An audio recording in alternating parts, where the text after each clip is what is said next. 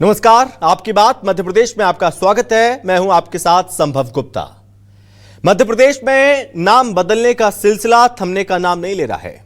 कभी किसी सड़क का नाम बदल जाता है तो कभी किसी मोहल्ले का, कभी गांव और कभी शहर की पहचान नए नाम के साथ सामने आती है। लेकिन अब इस बहस ने एक नया मोड़ ले लिया है। अब सवाल किसी सड़क, चौक या शहर का नहीं है, बल्कि एक विश्वविद्यालय की पहचान का है।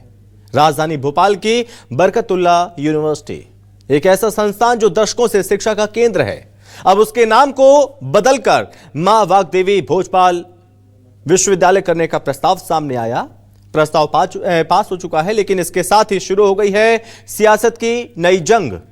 एक पक्ष का कहना है कि यह प्रदेश की सांस्कृतिक विरासत, राजा भोज की ऐतिहासिक पहचान और ज्ञान की देवी मां सरस्वती के सम्मान का विषय है, तो दूसरे पक्ष के मुताबिक यह सिर्फ नाम परिवर्तन नहीं, बल्कि गौरवशाली इतिहास को पुनर्स्थापित करने की पहल है।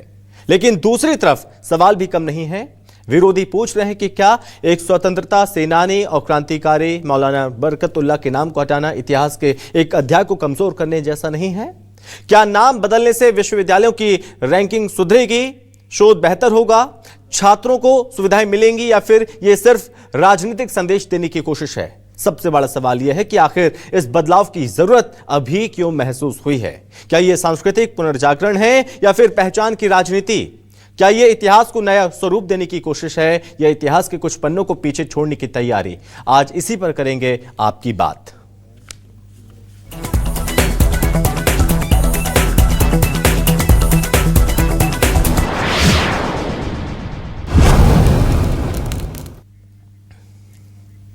तो इस मामले पर, इस विषय पर रजिस्ट्रार समर बहादुर सिंह का क्या कहना है, आपको वो सुनाते हैं। और साथ ही आप सुनिए उच्च शिक्षा मंत्री इंदर सिंह परमार ने इस विषय पर क्या कहा।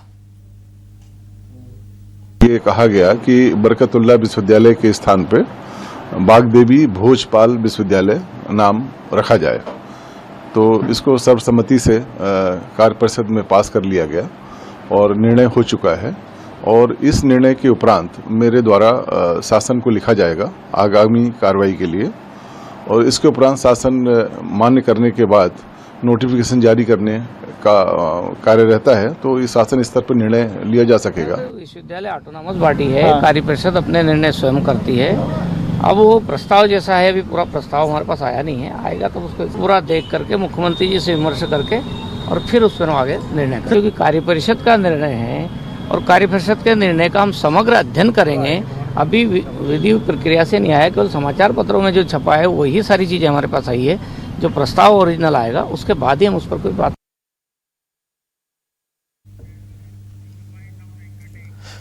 और साथ ही साथ इस विषय पर आम लोगों का क्या कहना है, आम लोगों की राय क्या है, आप वो भी सुनिए। ये अच्छा निर्णय है और ऐसा होना चाहिए, क्योंकि बरकतुल्ला जो है वो तो हमारे भोपाल के थे, लेकिन वाग्देवी पूरे विश्व के लिए विश्व की देवी है वो। तो सरकार का निर्णय बहुत ही अच्छा निर्णय है, स्वागत योग्य है। से नाम बदलने से ऐसा कुछ नहीं होगा। अब जहाँ पढ़ने वाले स्टूडेंट हैं, जहाँ पढ़ाई करना है उनको, वो किसी भी यूनिवर्सिटी में जाके पढ़ाई कर लें। स्टूडेंट्स निकले हुए हैं और आज अच्छा कर रहे हैं, तो नाम से मेरे हिसाब से ऐसा कुछ नहीं होता। नाम बदलने से तो कुछ नहीं होगा, अपना काम बदलना पड़ेगा, शिक्षा का आधार बदलना पड़ेगा, बहुत सारी चीज़ें जो बदलने चाहिए सरकार को। नाम बदलने से अकेला कुछ नहीं हो सकता है। बढ़िया है, अच्छा है। उन्होंने नया दौर है, अब नया ज़माना है, तो नया नाम भी होना चाहिए। और नई पीढ़ी है, कंफ्यूज होती है भाई क्या है, किस वजह से रखा है नाम। भाई अभी अपने वाग्देवी हैं और भोजपाल जी जो हैं उनके नाम पे रख रहे हैं, बहुत बढ़िया निर्णय है सरकार का। तो वहीं इस मामले पर विपक्ष क्या कह रहा है, कांग्रेस विधायक आरिफ मसूद ने क्या कहा है, और साथ ही साथ पूर्व मंत्री पीसी शर्मा क्या कह रहे हैं, आप वो भी सुनिए।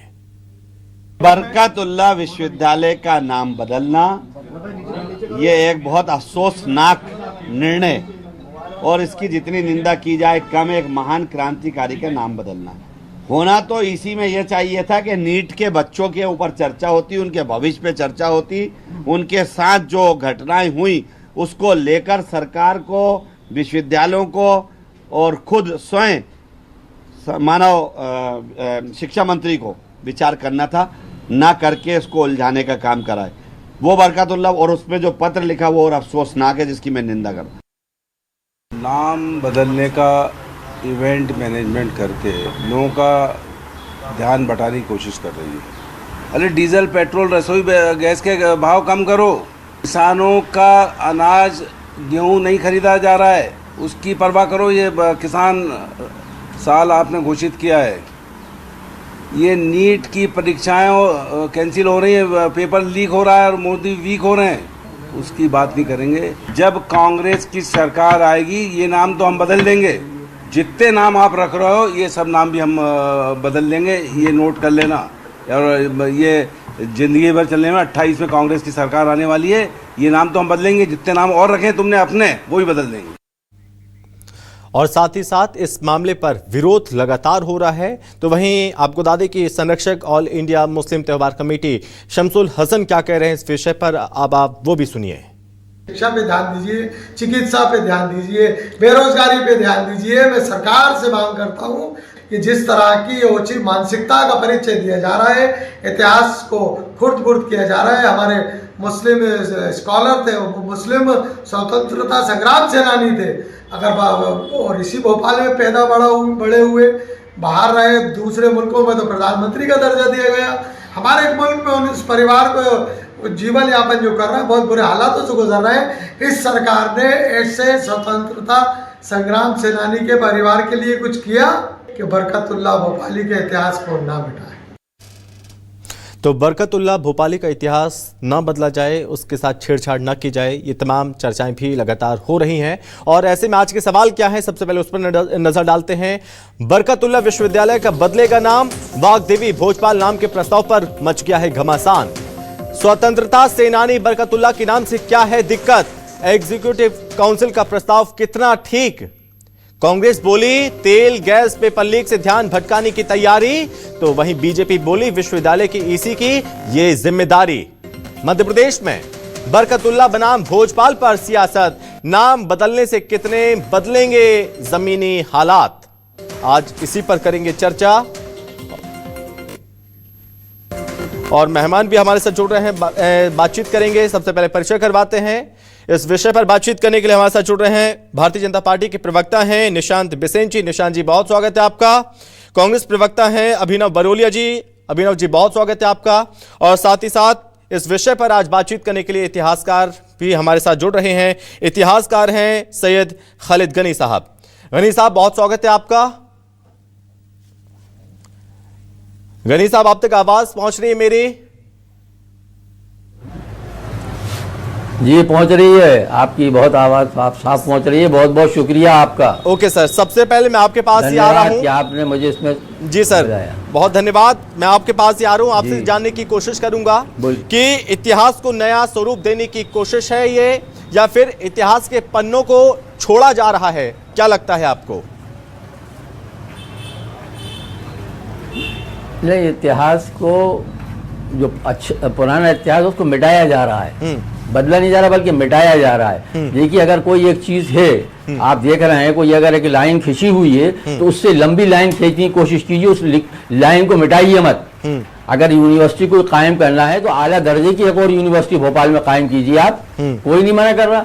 लेकिन बरकतुल्लाह भोपाली के नाम, प्रोफेसर बरकतुल्लाह भोपाली के नाम को बदलने से क्या हो जाएगा, कौन सा मतलब बहुत बड़ा मतलब फायदा हो जाएगा? भाई सवाल ये है कि ये जो आदमी इस लाइन से जुड़ा हुआ था, एजुकेशन लाइन से जुड़ा हुआ था, जो इस आदमी ने टोक्यो यूनिवर्सिटी के अंदर मतलब पढ़ाया, टोक्यो यूनिवर्सिटी में पढ़ाया और दुनिया भर में उसने अपनी जिंदगी मतलब जिसे कहना चाहिए वक्फ कर दी। उसको कहते हैं वक्फ करना, जंग आज़ादी के लिए, हिंदुस्तान की आज़ादी की इसके लिए। उस आदमी को मतलब इतने साल बाद उसको ठुकरा रहा हो, ये तो समझ में नहीं आ रहा। जिस आदमी ने 1915 में काबुल के अंदर मुतवाज़ी सरकार बनाई, उसके राजा महेंद्र प्रताप राष्ट्रपति बने, ये प्रधानमंत्री बने, उसके डेलीगेशन ने पूरी दुनिया में ये घूमे, पूरी दुनिया में। उन शेरों के नाम अगर आप सुनोगे तो आप हैरत कर लोगे, जो उन्होंने खुद मतलब ये बताए हैं कि मैं कहाँ कहाँ घूमा हूँ आज़ादी की लड़ाई के लिए। उस आदमी से ने मतलब क्या बिगाड़ा है आपका? मतलब उस आदमी से क्या नफरत है? सवाल तो ये है ना, जिस आदमी ने अपनी पूरी लाइफ शादी नहीं की, बताते हैं कि पूरी दुनिया घूम चुके हैं, पूरी दुनिया घूमे हैं बरकतुल्लाह साहब, लेकिन ये माना जाए कि नाम बदलने से क्या बरकतुल्लाह का क्या योगदान खत्म हो जाएगा?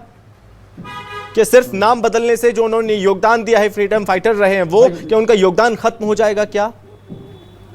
हाँ, हर बात कौन उनको पहचानेगा फिर?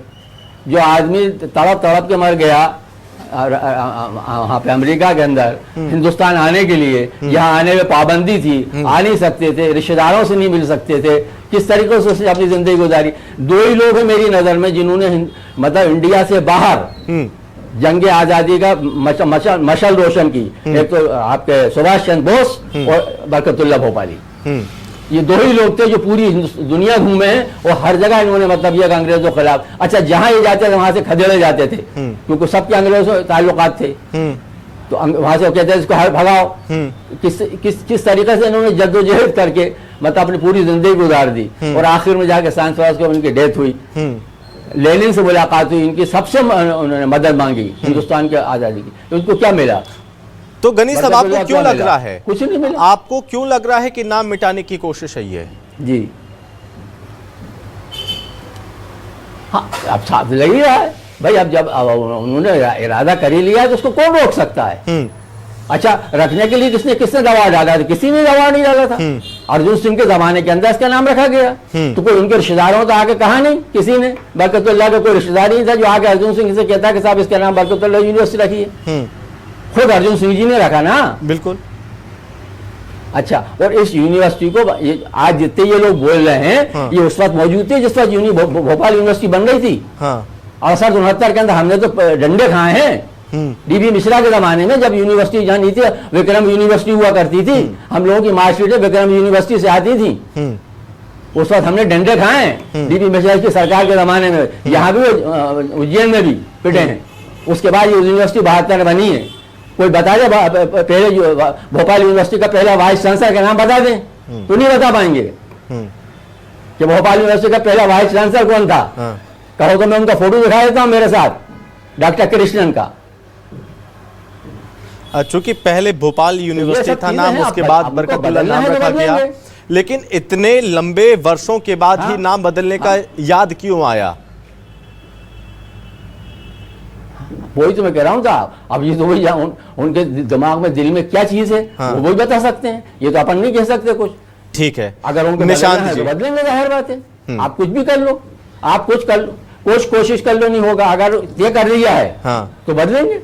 ठीक है, अब उनसे ही जान लेते हैं कि उनकी मंशा क्या है, क्यों बदला जा रहा है इतने वर्षों के बाद। ठीक है, मैं आपके पास लौटूंगा, ये जान लेते हैं बिशेन साहब से कि उनके मन में क्या चल रहा है। नहीं, सवाल ये कि इतने साल बाद, सवाल ये कि 33 साल बाद उनको ये ख्याल आया कि बरकतुल्लाह फ्रीडम फाइटर नहीं है क्या? जान लेते हैं। निशान जी, थोड़ा आप बताइए, इतने बड़े स्वतंत्रता सेनानी, क्रांतिकारी, क्रांतिवीर, क्या उनके योगदान को कमतर आंक रहे हैं आप? समझो जी, सबसे पहले तो ज्ञान, वाणी और शिक्षा की छात्री माँ वाग्देवी को मैं नमन करता हूँ। साथ ही मैं परम ज्ञानी राजा भोज जी को भी नमन करता हूँ। मैं नमन करता हूँ उन सभी स्वतंत्रता संग्राम सेनानियों को जिन्होंने भारत की स्वतंत्रता के लिए अपना योगदान दिया। 1970 में ये भोपाल यूनिवर्सिटी बनी, नाम तो 1988 में बदला। अभी तो कार्य परिषद ने प्रस्ताव भेजा है, इसलिए बहुत ज्यादा नाम बदलने की चर्चा ना हो। भोपाल की नींव है राजा भोज, भोपाल और मध्य प्रदेश की ऐतिहासिक विरासत है, और मुझे लगता है अगर ऐसा कोई प्रस्ताव है जो राज्य शासन के पास जा रहा है तो ये भोपाल की आत्मा को वापस लौटाना। हम राजा भोज और माँ वाग्देवी की गौरवशाली परंपरा को अगली पीढ़ी को सौंपना चाहते हैं, और ये बहुत ही गौरवशाली पल है। हम देख पाते हैं कि किस तरीके से मालवा के जो शासक थे राजा भोज, उन्होंने अनेकों ग्रंथ लिखे 80 के करीब, और उनमें से उनके जो विभिन्न विषय हैं, चाहे वो यंत्र विद्या हो, चाहे वास्तुकला हो, चाहे दूसरे विषय हो, उस पर उन्होंने बहुत कुछ लिखा है। तो मुझे लगता है अपनी विरासत के साथ नई पीढ़ी को जोड़ना, अपने जो हमारे पुराने लोग हैं, ये एक सांस्कृतिक पुनरुत्थान है, सांस्कृतिक पुनर्जागरण है, और अपने पुरखों को याद करना। ये हमारी सांस्कृतिक जिम्मेदारी है और यही काम अब किया जा रहा है। कांग्रेस के आरोप है कि नाम बदला जा रहा है, तो नाम तो 1988 में बदला था, उसके पहले भोपाल यूनिवर्सिटी नाम। तो भारतीय जनता पार्टी की सरकार लगातार शिक्षा के स्तर को बेहतर करने के लिए काम कर रही है। मध्य प्रदेश में हायर एजुकेशन को बेहतर बनाया है तो विगत 2 दशकों में भारतीय जनता पार्टी की सरकार ने बनाया। हमारे इंदौर का अगर हम IIT इंदौर की बात करें तो वो NRF की जो सूची है उस रैंकिंग में सामने आया है। आपका BU NACC NAC ग्रेडिंग में 1 रैंकिंग पर रहा है। तो ये सब भारतीय जनता पार्टी की सरकार की उपलब्धियां हैं। अगर आप GER की बात करें, ग्रॉस एनरोलमेंट रेशियो की, तो इसमें 10 वर्षों में बड़ा उछाल सामने आया है। ये 29% है अभी, जिसे 2035 तक 50% करने का लक्ष्य है। हमने बड़ी संख्या में ग्रामीण क्षेत्रों में शिक्षा को बढ़ावा दिया है, बड़ी संख्या में निजी यूनिवर्सिटी बढ़े। आज सबके लिए शिक्षा के समान अवसर तैयार किए जा रहे हैं। अगर आपको यकीन ना हो तो आप डाटा कंपेयर कर लीजिए। निशांत जी, ठीक है, आप डाटा की बात कर रहे हैं तो मैं आपसे चर्चा इस बात को लेकर भी कर लेता हूं